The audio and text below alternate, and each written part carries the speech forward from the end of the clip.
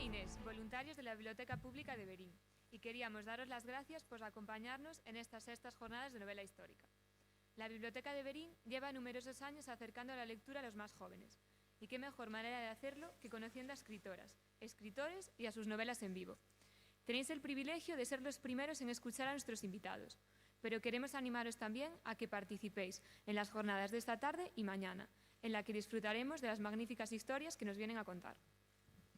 Tenemos una gran suerte de tenerlos aquí, y es todo un honor, tanto para nosotros como para todos los asistentes de la comarca de Verín, poder contar con la presencia este fin de semana de escritores como Luz Gabás, Javier Sierra, Nacho Ares, José Calvo y José Luis Corral.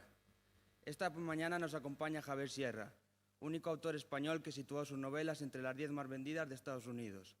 Para su conferencia, La pirámide inmortal, lo acompaña José Luis Corral, considerado como el maestro de la novela histórica española contemporánea.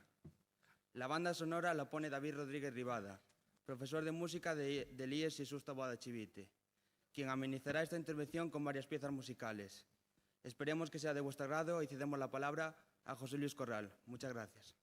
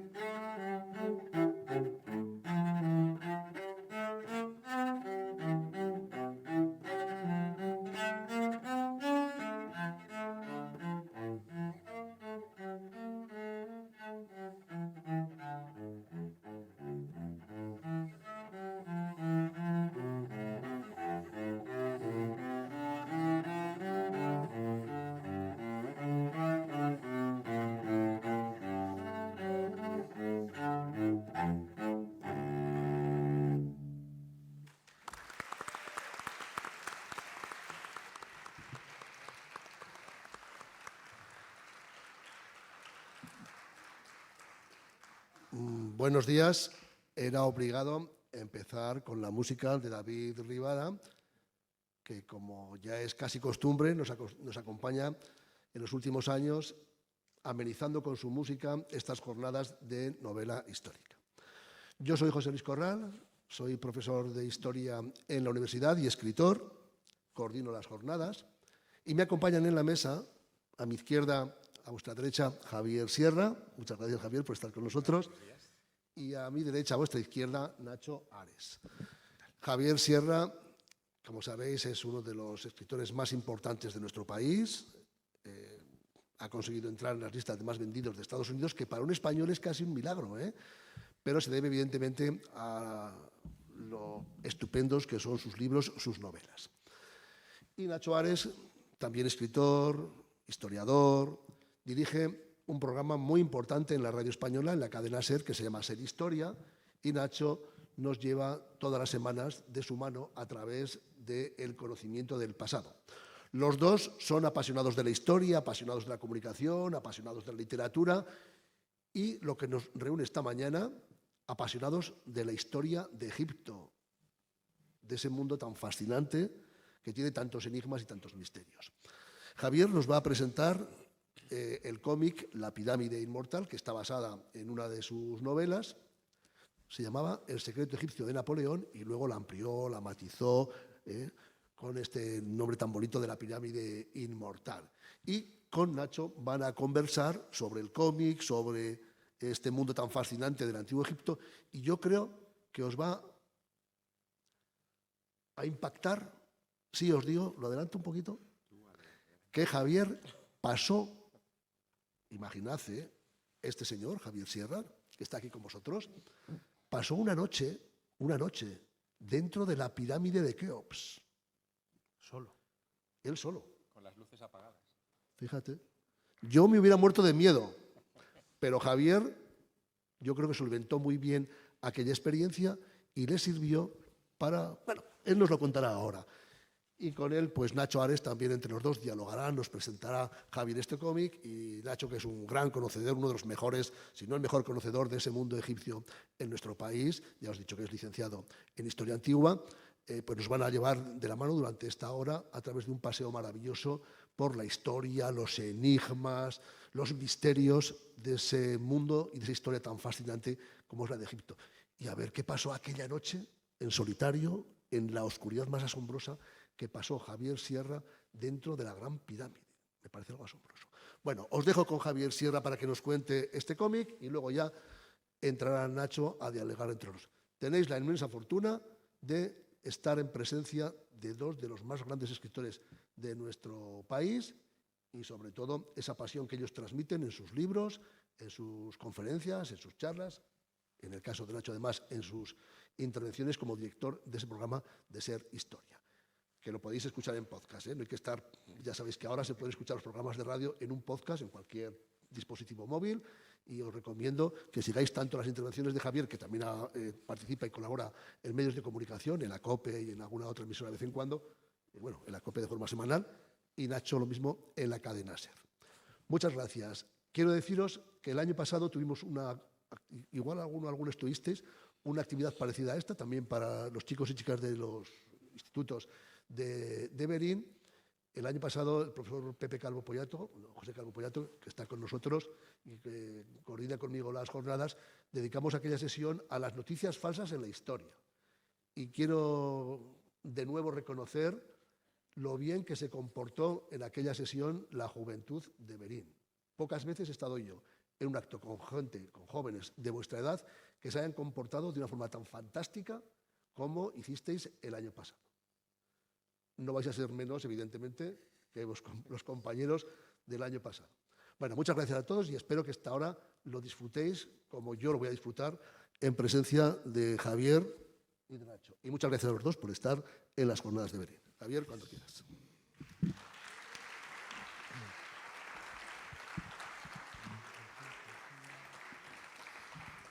Buenos días.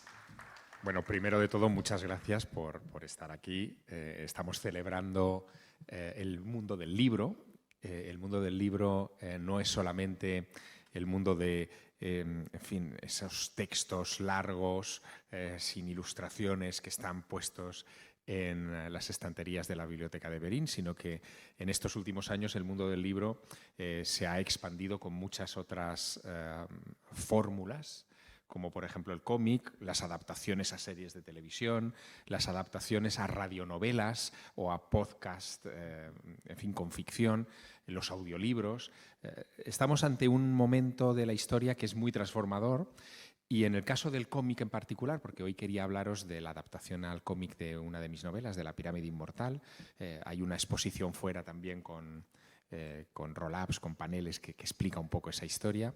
En el caso del cómic, os decía, en realidad estamos ante una vieja fórmula. Probablemente antes de que hubiera libros, hubo cómics, ¿no? Y eso Nacho lo sabe muy bien, porque ya en el mundo antiguo, los antiguos egipcios, cuando se moría alguien importante, lo enterraban con un rollo de papiro que lo ponían debajo del cuello del difunto, en el que había un cómic, que era el cómic de lo que le iba a pasar al difunto en el más allá, un libro de instrucciones. Sí, muchas veces, bueno, lo primero, buenos días a todos, muchísimas gracias por estar aquí, muchísimas gracias a Vicente, a José Luis por la invitación para poder estar estos días con vosotros aquí en estas jornadas de novela histórica en Verín. Y bien, como dice Javier, es cierto, el concepto de cómic que tenemos en la actualidad con ese dibujo en donde aparecen dos personas enfrentadas con un bocadillo, ¿no?, donde dentro hay un texto, eso es una idea que ya nace en el antiguo Egipto, pues hace 3.000, 4.000 años. Y uno de los ejemplos, por ejemplo, es lo que estáis viendo ahora. Lo que estáis viendo ahora mismo en la pantalla es la representación de un libro funerario, el libro del Amduat. Amduat era el término que utilizaban los egipcios para ese más allá, el lugar a donde iban todos los difuntos. Y aunque en ese dibujo en tinta no aparece la escritura jeroglífica, lo llamativo es que estas figuras interactuaban entre ellas, es decir, teníamos en un lado del papiro a fulanito y a menganito hablando entre ellos y se ponía en una columna el texto que cada uno de ellos decía, pasabas de viñeta, porque no llamaban viñeta, pero era lo mismo, y aparecía la misma figura con la otra figura, hablando otra cosa o interactuando, moviéndose, etc. Es decir, es el mismo concepto que nosotros utilizamos en la actualidad para contar un relato con un punto de inicio y un punto de final, ¿no? Que es un poco lo que ha hecho Javier, y quería añadir, es cierto, ¿no? Los cómics ahora son muy valiosos, ¿eh? Quizás tendemos a pensar que es algo muy infantil o juvenil. No. Un cómic, un buen cómic como el de Javier, puede ser una fuente histórica tan buena como un libro, al igual que lo puede ser un juego de ordenador. Assassin's Creed, la versión de Egipto, es maravillosa. Y mucha gente dice, no, es que los juegos hacen perder el tiempo. No. Puedes aprender muchísimo jugando con un buen juego o leyendo un cómic como el de Javier.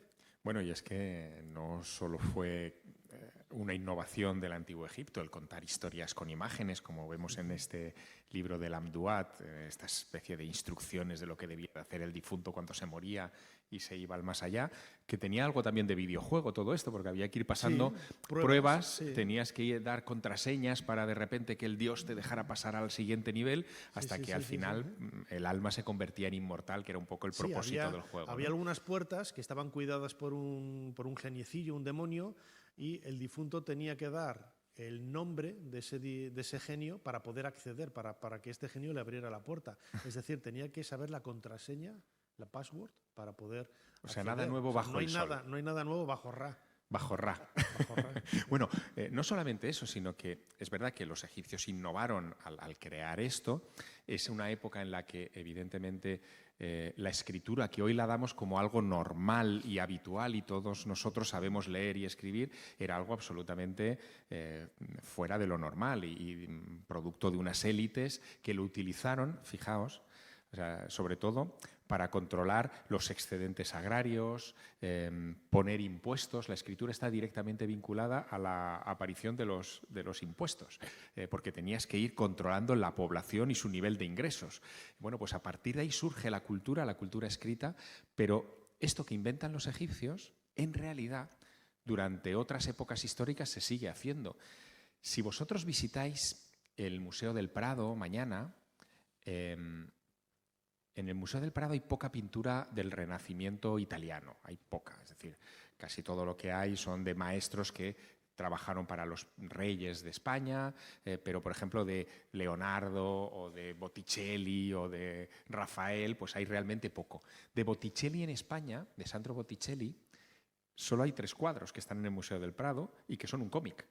Son 3 cuadros en secuencia que se conoce como el Nastagio degli Onesti, que es la historia de un personaje, de Nastagio, que vive en Rávena en el siglo XV y que se ha enamorado de una muchacha y la chica pues no le hace caso.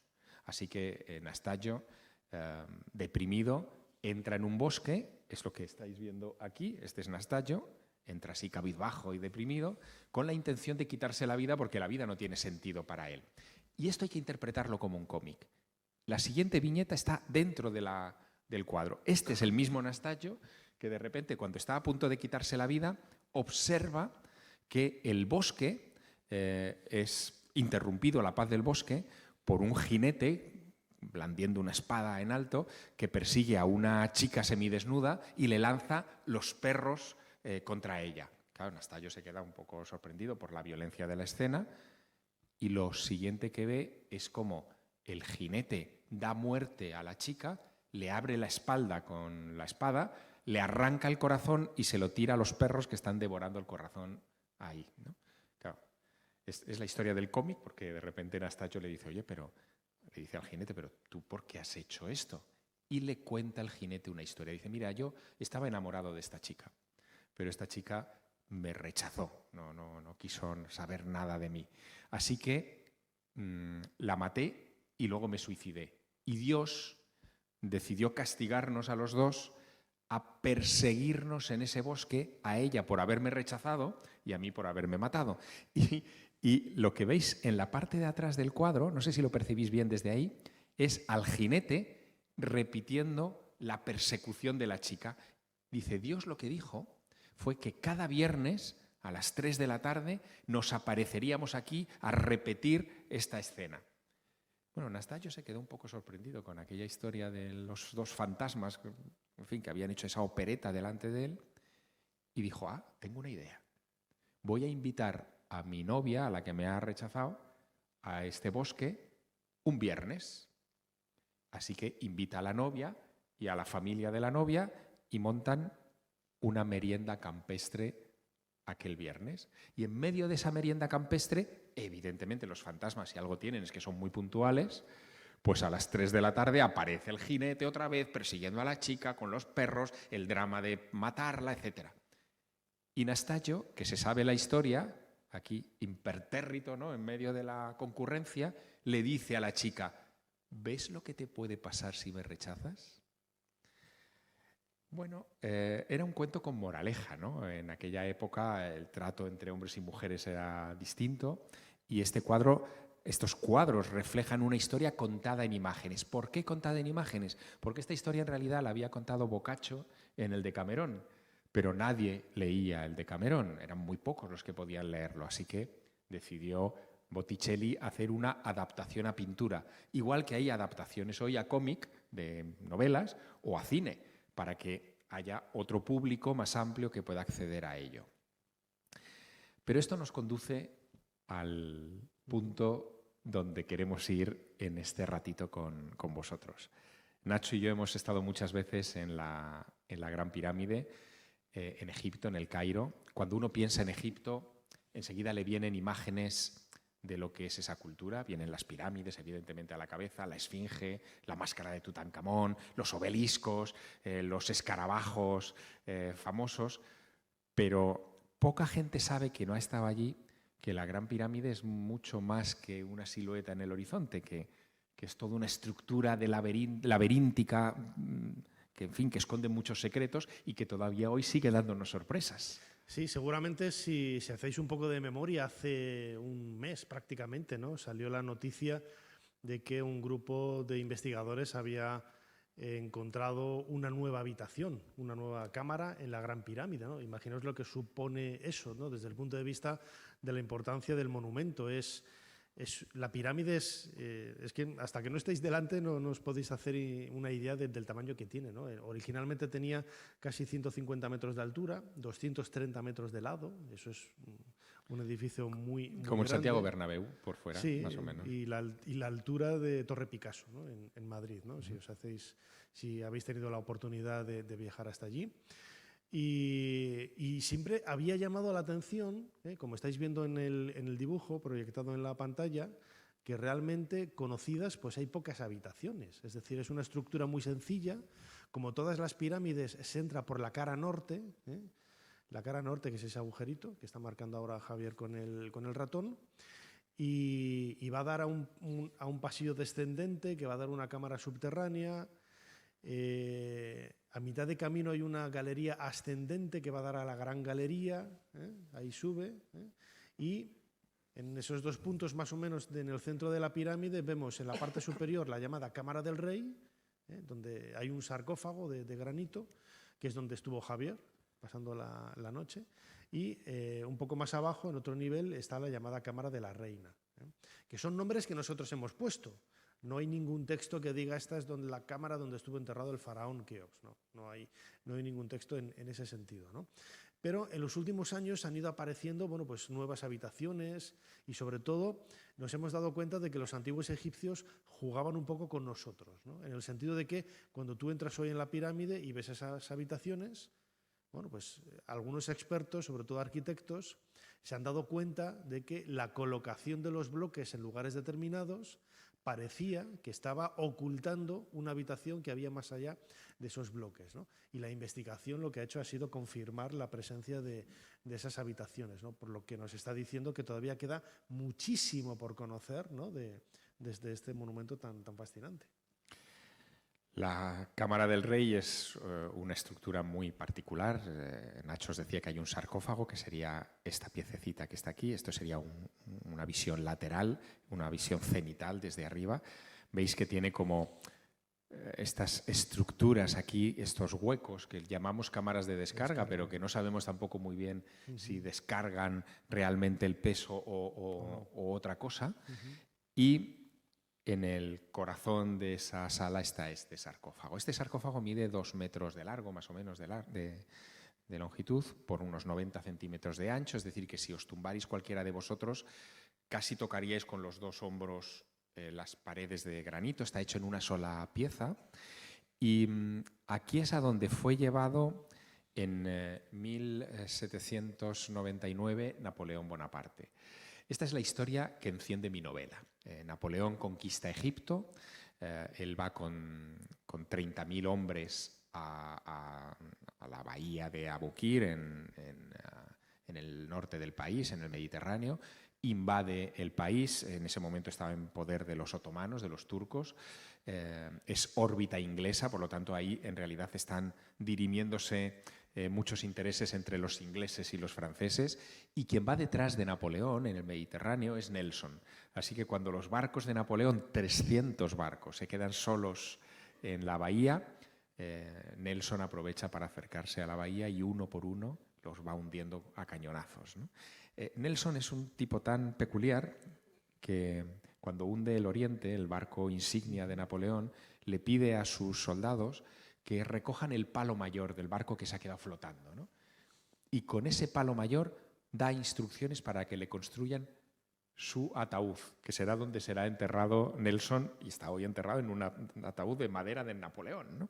Bueno, pues Napoleón se queda aislado en Egipto y cuando ya encuentra una vía para escaparse él a Francia, dejando allí a sus soldados, pide pasar una noche en el interior de la Gran Pirámide. Sabemos que entra la tarde del 12 de agosto, que pasa toda la noche allí y el 13 de agosto por la mañana emerge. Dicen que con cara descompuesta, sus hombres se le acercan y le hacen una pregunta que a mí se me quedó enseguida clavada, que es: «Sire, ¿qué os ha sucedido?», ¿no? Y él responde: «Aunque lo contara, no me ibais a creer». No sabemos lo que le pasó a Napoleón Bonaparte en el interior de la Gran Pirámide. Sabemos que estuvo en la Cámara del Rey. Este es un grabado antiguo que lo muestra. Sabemos que lo dejaron solo y poco más. Así que yo decidí en un momento dado pernoctar en la Cámara del Rey. Fue hace muchos años. Además es algo que habían hecho ya la tradición, ¿no? Que había hecho Julio César, Eso que había hecho Alejandro Magno, pues, Harry Houdini. Harry Houdini también, Sí. el mago, a comienzos del siglo XX. Y es una especie como de de leyenda, de tradición. No sabemos realmente qué es lo que vivió Napoleón y tampoco sabemos a ciencia cierta si realmente Alejandro o César estuvieron dentro, ¿no? Pero el run run estaba ahí, ¿no? Que es lo que hizo un poco a Napoleón ir hasta la pirámide y pasar allí la noche. De lo que estamos razonablemente seguros, en fin, entre otras cosas, yo sí que lo estoy porque pasé mi noche allí igual que Napoleón, es que el pobre Bonaparte no pudo hacer otra cosa más que en algún momento tumbarse en el sarcófago, porque no hay nada más en esa habitación, solo hay un sarcófago, ¿no? A mí me pasó, después de un buen rato allí en el interior de la pirámide, a oscuras, teniendo el mapa mental de la habitación, me fui al sarcófago y se me ocurrió tumbarme. Y allí yo tuve una experiencia que es la que yo atribuyo a Napoleón al inicio de la novela y también del cómic, que es la de estar en el interior de ese sarcófago y tener la sensación de que el sarcófago tiene exactamente tus medidas, que te queda bien. Napoleón era bajito, esto es sobradamente conocido en la historia, ¿no? Yo no mido 2 metros y los dos seguramente tuvimos esa sensación, en fin, por una cuestión sensorial, ¿no? de aislamiento, de que aquello nos encajaba como un guante. Napoleón leyó, igual que yo había leído antes de ir a Egipto, un clásico de un historiador griego, de Plutarco, que es de Isis y Osiris, donde se cuenta la historia, el drama de Isis y Osiris. La primera parte del drama es muy intensa porque Isis y Osiris son 2 dioses que gobiernan Egipto, son matrimonio y todo les va bien, el país está en equilibrio, es fantástico, funciona, pero el hermano de Osiris, Set, le tiene una gran envidia porque él secretamente seguramente estaba enamorado de Isis, su hermano está casado con un pibón, con una diosa fantástica, y además es el rey de Egipto. Así que urde un plan para asesinar a su hermano. Y el plan consiste en convocar a todos los dioses de Egipto para que no cupiera duda de que iba a haber una sucesión a una fiesta. Y en esa fiesta se presenta Set con un sarcófago y ofrece a los dioses irse sentando o acostando en el sarcófago. Y aquel al que le quede bien se lo regala. Pasan todos los dioses por ahí, a ninguno le queda bien, pero el último que se tumba es Osiris y le queda perfecto, momento que aprovecha Set para echarle la tapa y lanzarlo enterrado vivo al Nilo, donde se ahogará. Esa es la primera parte del mito.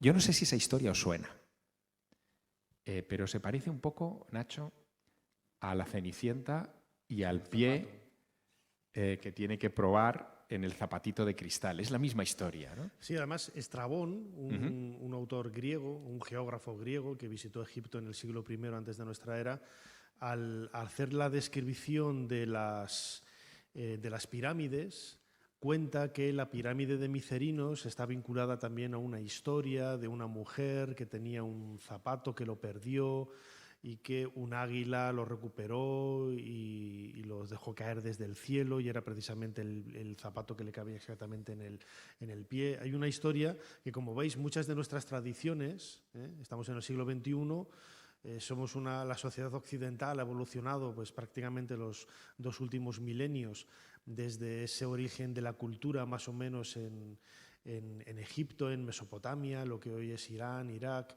y vemos que hemos heredado muchos de esos elementos. Desde el punto de vista cultural, desde el punto de vista religioso, el cristianismo tiene muchos aspectos de esa cultura tan antigua. Así que fijaos, tumbado yo en el sarcófago de la Gran Pirámide, sintiendo que tenía mis medidas, de repente de lo que me acuerdo no es del zapatito de Cenicienta, sino de lo de Plutarco, lo que cuenta de Osiris, ¿no? y la desventura de Osiris. Pero aquella experiencia y aquellas horas en soledad y bueno, en donde uno tiene que enfrentarse a los propios miedos y saber controlar su estado de ánimo, me sirvió con el curso de los años para escribir, en fin, primero El secreto egipcio de Napoleón, como ha dicho José Luis, y después La pirámide inmortal. Pero hubo un momento, hace poco tiempo, en el que me propusieron hacer una adaptación a cómic de esa peripecia. Y me fascinó la idea, ¿no? Porque, por varias razones. Primero, porque el cómic permitía sintetizar la vida de Napoleón y su viaje a Egipto de una manera muy gráfica y muy para todos los públicos, y contar una historia que no se había contado nunca muy bien. Por ejemplo, que Napoleón era un adicto a la astrología, que era hijo de Leticia Ramolino, una corsa que era muy supersticiosa y que, en fin, le influyó mucho a su hijo y sus creencias en lo sobrenatural, pero me permitía también el cómic poder representar la enorme belleza de Egipto, ¿no? El Egipto que hoy vemos difiere un poco, por no decir bastante, del Egipto que vio Napoleón. Era un Egipto descuidado, a los otomanos les importaba nada y menos las antigüedades de los faraones. Estaban muchas de ellas, como las pirámides, la Esfinge o los templos como el templo de Luxor, semienterrados en arena. En fin, el ambiente era totalmente distinto. La gente entraba en algunas tumbas, las pocas que se conocían, pero intuían que debía haber otras con tesoros, y no existía la arqueología, lo que existían eran los saqueadores. Es otra época, el siglo XIX, respecto a esto, ¿no? Y, desde luego, me permitía también recrear en clave gráfica muchas de las escenas dramáticas de los ritos funerarios del Antiguo Egipto, que tampoco son muy conocidos, en fin, y cuando se utilizan en películas como La momia, etcétera, pues se estiran y se deforman poco, sí, mucho, pero que son muy gráficos y muy bonitos de reconstruir. Así que, bueno, en fin, el cómic es como una especie de viaje gráfico a esa aventura y sirve de introducción para quien quiera leerse después la novela, obviamente, ¿no? Porque se trata de poder contar, utilizando el viejo recurso de los antiguos egipcios, su propia historia. Yo sé que Nacho tiene ahí una novela muy bonita también que ha escrito hace poco, que es La pirámide blanca, pero que también daría mucho juego para ser adaptada a cómic. Y además el cómic tiene otra ventaja, que en realidad ya es como un storyboard, que es lo que llaman los cineastas, para poder llevarla al cine. Es decir, que es casi un paso previo maravilloso, ¿no? Ya está hecho, a colores, fantástico, ¿no? Es que además, desde el punto de vista estético, el Antiguo Egipto tiene algo que nos embelesa, ¿no? Que nos atrae. A mí me han hecho muchas veces la pregunta, ¿no?, de por qué el Antiguo Egipto es una cultura tan atractiva y tiene tantos seguidores. Y la verdad es que yo siempre respondo un poco lo que decía antes, ¿no? Que quizás nuestra cultura ha heredado muchos elementos de la cultura faraónica y hoy nos parece como algo muy lejano, tanto en el tiempo como en el espacio, pero realmente hay muchos aspectos de nuestra vida diaria, expresiones que utilizamos, absolutamente de todo, que tienen su origen en el Antiguo Egipto, ¿no? Si nos vamos al mundo religioso, hay infinidad de detalles. La iconografía de la Virgen María con el niño Jesús en el regazo es una copia de esas figuras de la diosa Isis, donde aparece con el niño Horus, el heredero, ¿no?, del trono de Egipto y el trono universal, que luego todos esos elementos se pasan al cristianismo, ¿no? E insisto, todo eso embelesa, ¿no?, y atrae desde el punto de vista estético, y sobre todo porque está cargado de grandes enigmas y misterios que hoy desconocemos, ¿no? O sea, ahora veníamos en el tren, Javier y yo, hablando, ¿no?, de algunas cosas de la Gran Pirámide, pero han pasado casi 5.000 años y no sabemos cómo se construyeron. Sabemos que tenía una función funeraria, pero seguramente algo mucho más allá, ¿no?, como también intuyó Napoleón, y de ahí esas visiones que tuvo y esa experiencia que él vivió en la cámara del rey, en la Gran Pirámide, y eso es lo que hace, ¿no?, de Egipto pues una cultura tan atractiva.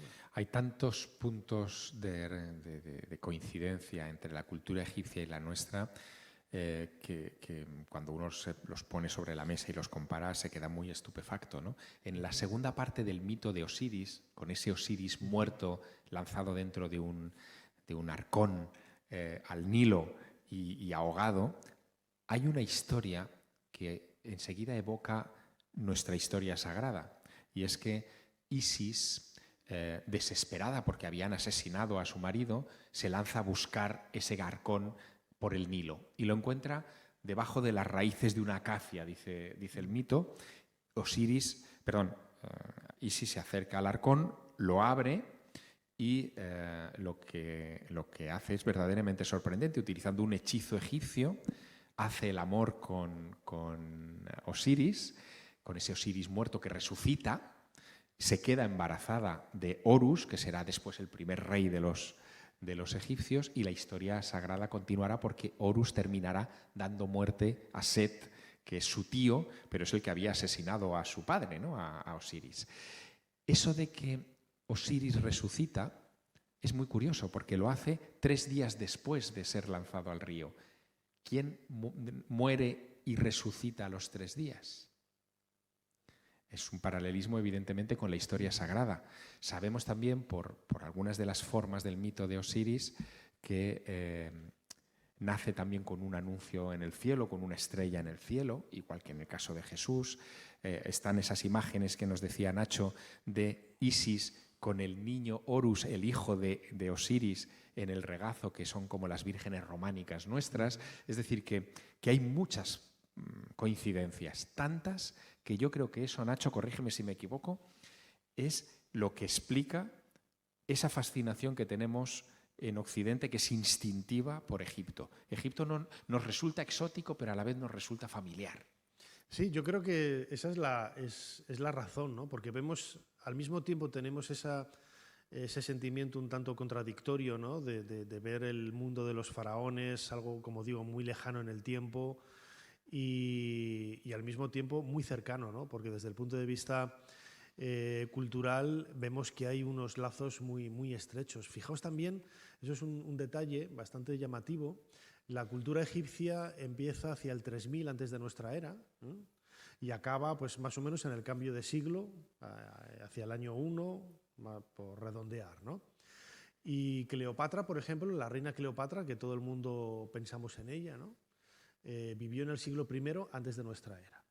Bueno, pues cuando Cleopatra veía las pirámides, la pirámide donde luego se introduciría Napoleón, entre que el momento en que se construyeron y ella habían pasado 2500 años.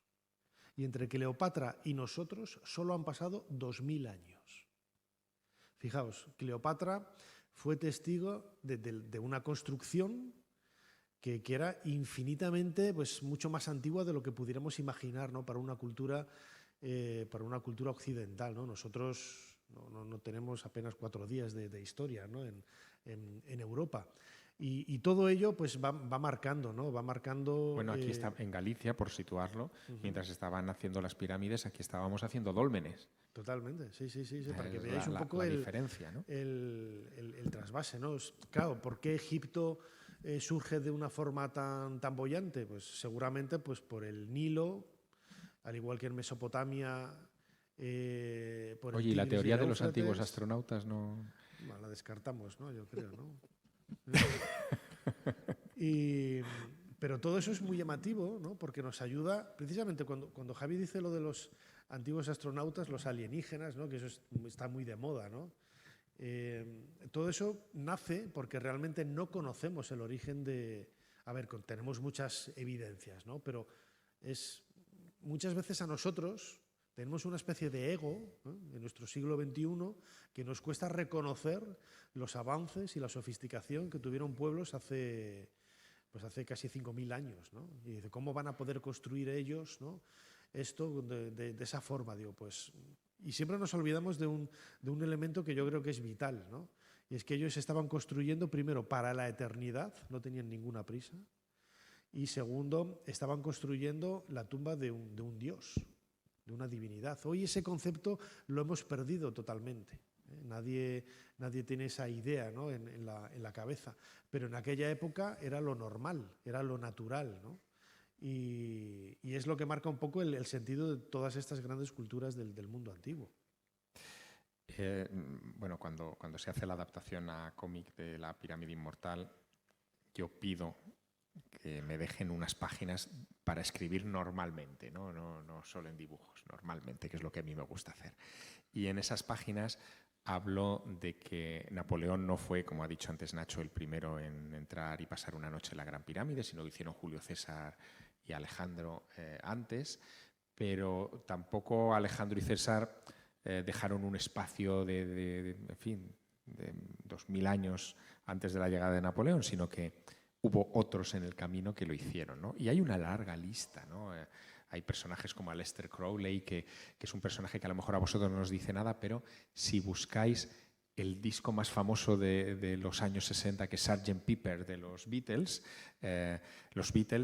lo que hacen es poner a los personajes de la cultura pop que más les han influido y, oye, uno de ellos ahí en una esquina es Aleister Crowley, la bestia 666 se hacía llamar, un tipo que estaba como una regadera, pero que creía que había conseguido canalizar las fuerzas oscuras del antiguo Egipto y decidió, una vez casado, irse a pasar la luna de miel a Egipto y pasar una noche en el interior de la Gran Pirámide con su mujer. No sabemos lo que hizo allí dentro, no lo contó, pero sí le sirvió para escribir luego otro libro bastante raro, ¿no?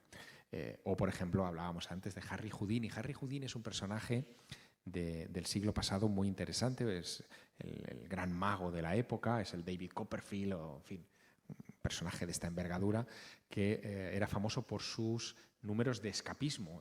Lo ataban, lo encadenaban, lo metían incluso dentro de cubas de agua y él tenía que escaparse de esas cadenas, de esos candados que le ponían. Bueno, él hizo una visita a Egipto en 1910 y cuenta que presenció una pelea callejera en el Cairo, estaban dos tipos allí zurrándose, él media, pero lo único que hace es conseguir retrasar la pelea.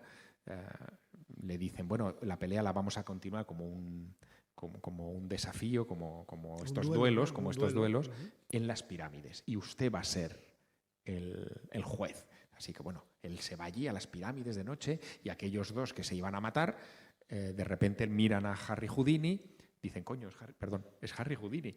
Lo atan, lo echan a la pirámide y a ver si sales. Y él cuenta eso en un relato que se publicará en la época, se llama Inside the Great Pyramid, donde bueno, da cuenta un poco de todo aquello, ¿no? en este relato. Lo que pasa es que Houdini, ahora lo sabemos, no escribió aquel relato. Houdini no sabía escribir, bueno, no escribía bien, y se buscó lo que en términos literarios llamamos, ahora habrá que cambiarle el nombre porque es políticamente incorrecto, un negro, ¿no? Un negro literario, un ghostwriter, dicen los ingleses, o sea, un tipo al que le pagas un dinero y luego tú firmas el artículo. En fin, nada muy, muy ético, pero lo hizo. Y ese negro literario que le escribió su noche en la Gran Pirámide era un tipo que cobró $10 por aquello y que se llamaba, luego se haría famoso, H.P. Lovecraft. O sea, que es una historia también maravillosa de esa época. En fin, H.P. Lovecraft. Así que, bueno, de alguna manera lo que hacemos o lo que hago con este cómic es hacer un recorrido por todas esas noches también en la Gran Pirámide que fueron evidentemente muy míticas. Todo el mundo, Nacho, a lo largo de la historia ha querido asociarse a las pirámides de una u otra manera e incluso, y lo vemos, y tú y yo hemos recorrido muchas ciudades, han dedicado esfuerzos en imitar las pirámides o en traerse obeliscos y plantarlos en el medio de la ciudad, o cuando se construye algo magnífico hay una pirámide o una esfinge o una estatua egipcia. Es decir, que sigue transmitiéndonos algo Egipto que nos conecta con lo mejor de nosotros mismos.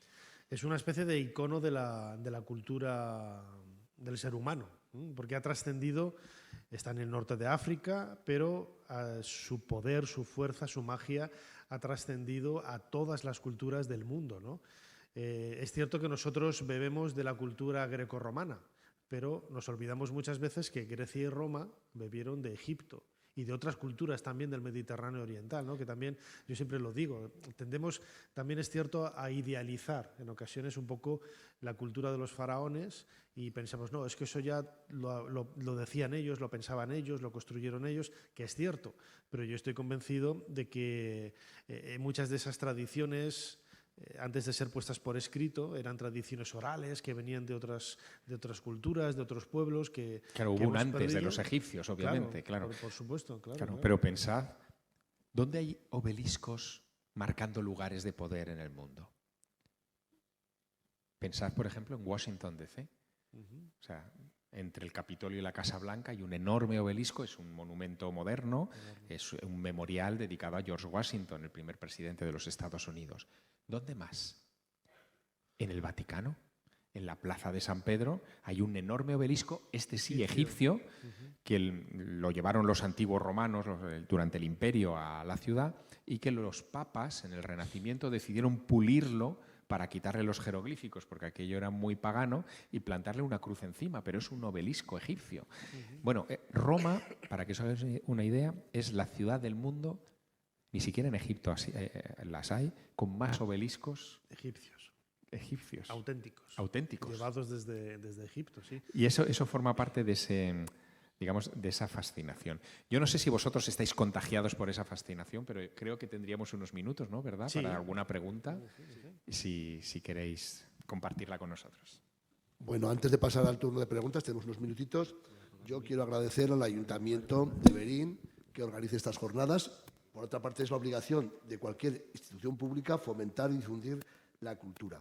Pero muy especialmente a la Biblioteca de Verín y sobre todo a las dos personas que son el alma de esa biblioteca, que son Vicente y Aurora. Tenéis en Verín una suerte extraordinaria de tener a dos de los mejores bibliotecarios del país, y una biblioteca realmente fantástica, no solamente por el edificio, por el contenido, sino por las personas que dirigen la biblioteca.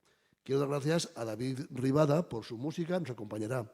David, que nos ha acompañado ya estos días con su música, a los voluntarios de la biblioteca que están con nosotros, Juan, Inés, Lorena y Noelia, y también a mi ayudante de producción, que todos los años me ayuda a que esto esté en condiciones, que es Vicente Hijo, y que es el ayudante de producción. Y evidentemente a mi querido Miguel Losada, que está por allá por el fondo, que todos los años nos acompaña en las jornadas y que hablar con él sobre la historia, el patrimonio, la antropología de Galicia es una gozada. Gracias, Miguel.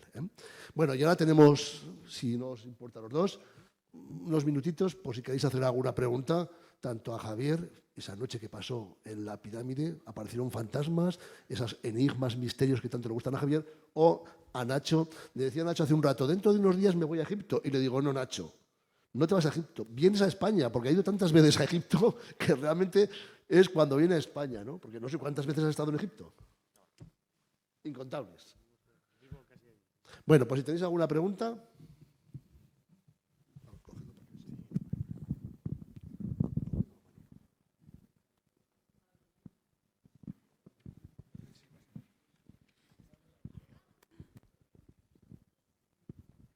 Buenos días, gracias.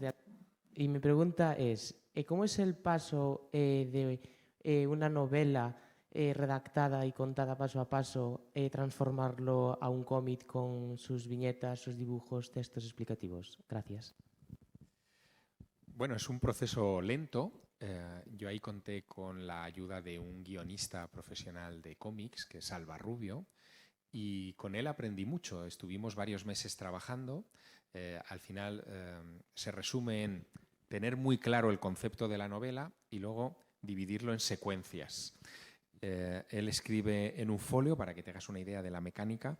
La mitad del folio, la mitad izquierda del folio, son anotaciones, descripciones de lo que debe dibujar el dibujante, el artista. La otra mitad del folio son los diálogos que tienen que ir. Tienes que imaginar las viñetas y las secuencias, y sobre todo una cosa muy importante que yo aprendí que me pareció genial, y es que cada doble página del cómic tiene que ser en sí mismo como una historia, es decir, que empiece en la página de la izquierda, en el ángulo superior, y al final termines esa secuencia, y cuando pases página que entre otra secuencia, porque el mero hecho físico para vosotros de pasar página ya es como entrar en un siguiente capítulo. En el caso de la pirámide inmortal jugamos también con un elemento que a mí me gustaba mucho, y es que yo quería romper el cómic con un desplegable, que de repente hubiera como una página enorme que se abriese, en donde estuvieran representados los largos pasillos de la pirámide y dieran una impresión especial al lector. Y hay una parte de la novela, fijaos qué detalles más tontos, ¿no?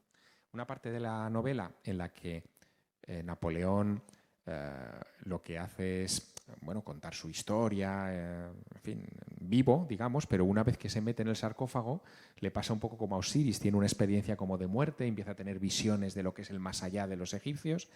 ¿Cómo contamos esto en el cómic para que se entienda? Pues muy fácil. Las páginas del Napoleón vivo tienen fondo blanco, las viñetas están sobre fondo blanco. Las páginas del Napoleón muerto en el más allá tienen fondo negro. Y ese cambio, que es sencillísimo, que es simplemente un cambio de tinta, te da una dimensión lectora que sabes inmediatamente dónde estás, en qué punto del relato estás, si en el más allá o en el más acá. Bueno, pues es una manera de contar cosas llena de trucos que los guionistas conocen muy bien.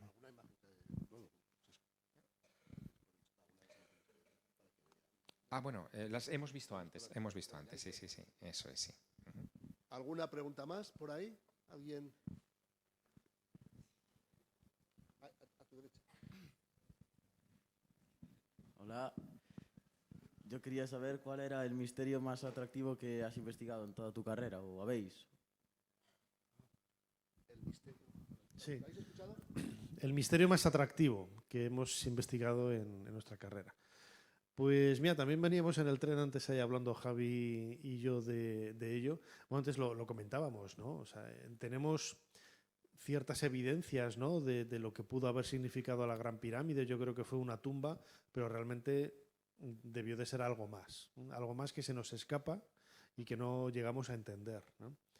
Y la propia estructura de la pirámide tiene infinidad de problemas, ¿eh? No solamente desde el punto de vista arquitectónico, sino también desde el punto de vista tecnológico, esa orientación que tiene tan precisa, los puntos cardinales, no lo hemos comentado, pero hay unos canales que salen de algunas de las habitaciones que están perfectamente orientados a una serie de constelaciones. ¿Por qué, no? Porque es, primero, cómo y luego por qué, ¿no? Yo siempre digo que más que el cómo, habría que preguntarse no cómo se construyó la pirámide, sino por qué se construyó la pirámide, ¿no? Y también ahí podríamos buscar ahí alguna solución.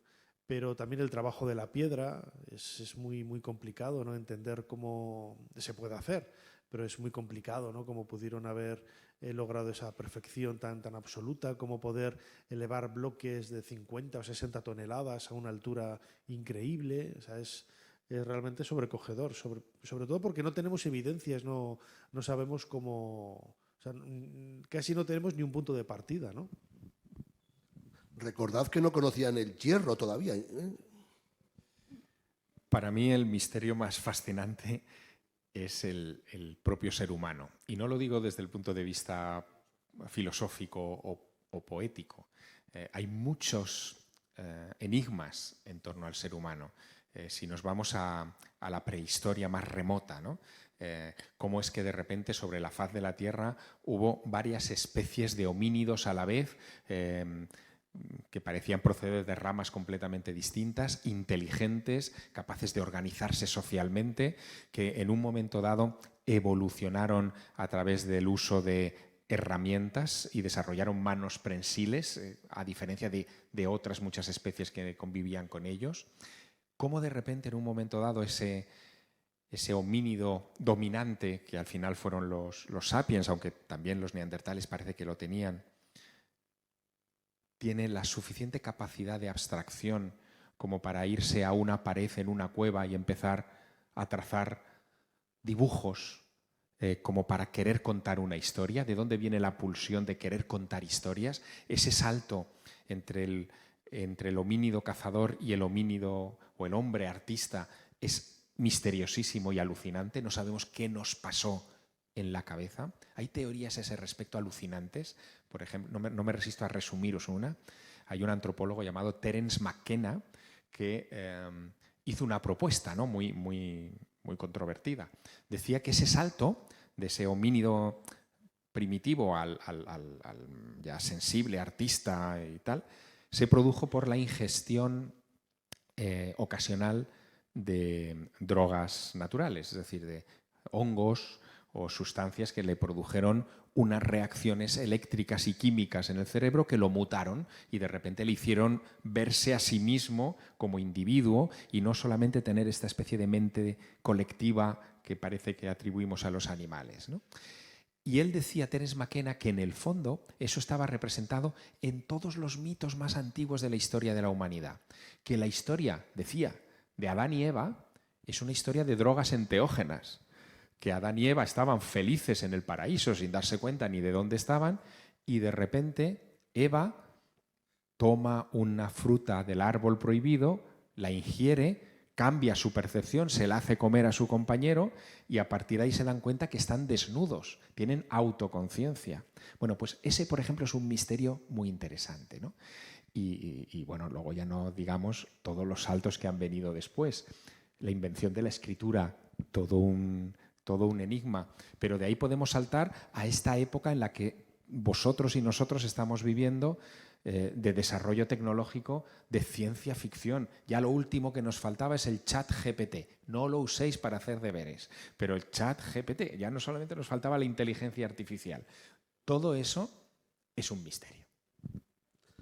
Os recuerdo que este acto de esta mañana, esta sesión, es solo exclusivo para vosotros y vosotras, pero que esta tarde y mañana por la tarde, sí, tranquila que te veo, esta tarde y mañana por la tarde continúan las jornadas ya abiertas a todo el público y yo os recomendaría que a lo mejor en grupos de amigos de 2, 3, 4, 5 vengáis a alguna de las sesiones de las jornadas porque volveréis a escuchar y a fascinaros con Javier Sierra, con Nacho Ares, con Luz Gabás, Premio Planeta, que la tendremos entre nosotros, y con José Calvo Pollato. Y estamos hablando de los más importantes escritores de España. Es muy difícil que se repita esta constelación, hablando de Egipto, de estrellas en unas jornadas. A ver, una última pregunta. ¿Alguien tiene alguna pregunta más por calcular el tiempo? Salvo aquella, ¿nada más? ¿Alguien más? Bueno, entonces, dos. Aquí y allá al fondo, ¿no? ¿Habéis levantado la mano por allí, no? ¿Me parece? Vale, entonces dos preguntas. Esta y al fondo, ¿vale? Hola. ¿Y por qué y cuándo os empezasteis a apasionar por la cultura egipcia? Sí, pregunta que cuándo nos comenzamos a fascinar por la cultura egipcia. Pues fíjate, yo empecé estando en el colegio, yo tenía 14 años, tenía que preparar un trabajo para la clase de historia sobre el descubrimiento de la tumba de Tutankamón. Y cayó en mis manos un libro que, tengo que decir, me cambió la vida. Ese libro es Dioses, tumbas y sabios. Es una historia de la arqueología fascinante de un autor alemán que se llama C.V. Zeram. Es un libro de los años 50 del siglo pasado. Y me cautivó la historia de esos hombres y mujeres que viajaron a Egipto, a Grecia, a América, a otros lugares de Oriente Próximo y lo dejaron absolutamente todo en sus casas de Europa para dedicarse a conocer monumentos del mundo antiguo, ¿no? y sacar a la luz la historia de sus ancestros. Y a partir de ahí, que yo siempre había querido estudiar medicina, como digo siempre, ¿no? Cambié los vivos por las momias y desde entonces, bueno, pues me enamoré de la cultura faraónica. Ese fue mi inicio. Y había una última pregunta, creo, ¿no? ¿Al fondo? No. Creo que hay una chica que levantaba la mano, me hacías así, ¿no? Te digo, sí, espera. ¿Te has echado atrás? Bueno, pues si quieres, Javier, contestar a esta pregunta, ¿por qué te fascina Egipto? Y con esto ya acabamos. Pues mira, yo creo que fue viendo Tierra de Faraones, una película antiquísima, sí, una de las clásicas en la que se habla también de las pirámides, ¿no? Y de cómo se construyeron, y hay un enterramiento faraónico en esa cinta, y me fascinó la idea falsa, por cierto, de que junto al faraón se enterraban allí otros y quedaban los sirvientes atrapados en la gran pirámide. Pero algo me provocó y enseguida empecé a buscar cosas en la biblioteca. Yo también fui lector de biblioteca desde muy niño. Empecé a buscar libros en la biblioteca y terminé tropezándome con grandes clásicos, pero es verdad que uno de los que a mí también me marcó fue Dioses, tumbas y sabios. No solo habla de Egipto, habla de América, exacto, de Mesopotamia. En fin, te enamoras de lo que es la arqueología y la investigación histórica. ¿Nada más? Bueno, os espero esta tarde, os esperamos. Adiós.